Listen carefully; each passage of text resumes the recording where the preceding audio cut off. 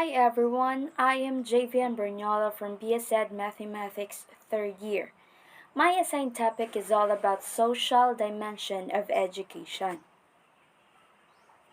Origin of sociology of education. Sociology, the scientific study of human social behavior. As the study of human in their collective aspects, sociology is concerned with all group activities, economic, social, political, and religious. Sociologists see education as one major institution that constitutes society, while theorists guide research and policy formulation in the sociology of education. They also provide logical explanation for why things happen the way they do. These theories help sociologists understand educational system. So the sociology of education is the study of how social institution and individual experiences affects education and its outcome. It is relatively a new branch, and two great sociologists, Emily Durkheim and Max Weber, were the father of sociology of education. Emily Durkheim worked on moral education as a basis for social solidarity is considered the beginning of sociology of education. So what is sociology? The word sociology originates from the Latin prefix socius, companion, and the suffix "sology", the study of, and Greek logos, which is knowledge. So sociology is the systematic study of society. Sociology encompasses all the elements of society, for example, social relation, social stratification, social interaction, and culture. Next is society. People in general thought of as living together in organized community with shared laws, traditions, and values. So, society is defined as a group of people living as a community or an organized group of people for a common purpose. An example of society is Lancaster, Pennsylvania, and Catholic Daughters of Americas. So, why is it important? The ultimate goal of society is to promote good and happy life for its individuals. It creates conditions and opportunities for the all around development of individuals' personality.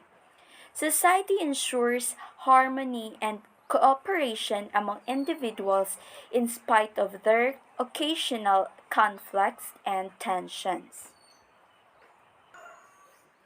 Now let's proceed to education. Education is a broad concept referring to all the experiences in which learners can learn something. It is a social endeavor designed to get the maximum from the ability of each of the member of the society. Education is covers both the teaching, learning of knowledge and values. We have here the theories. According to some sociologists, society has two phases, the phase of consensus and the phase of conflict.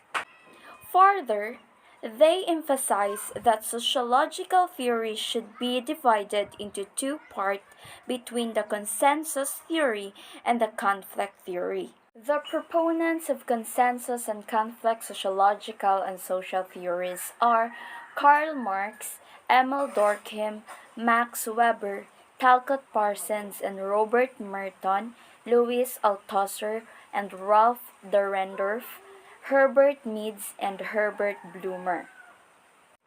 Karl Marx. Marx's class theory rests on the premise that the history of all hitherto existing society is the history of class struggles.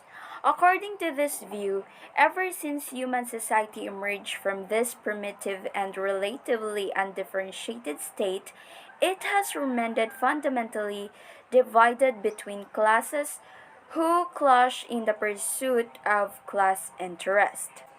Now let's have Emil Durkheim.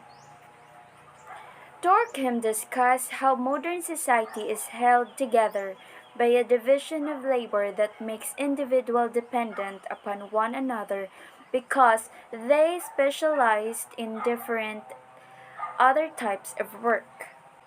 So, Durkheim is particularly concerned about how the division of labor changes the way that individuals feel that they are part of society as a whole. Now, let's proceed to Max Weber. Max Weber believed that it was social action that should be the focus of study in sociology. To Weber, a social action was an action carried out by an individual attached a meaning. Therefore, an action that a person does not think about cannot be a social action. Conflict theory emphasizes the role of coercion and power in producing social order. This perspective is derived from the work of Karl Marx, who saw society as fragmented into groups that compete for social and economic resources. Now let's ay buging. Now let's proceed to the conflict model.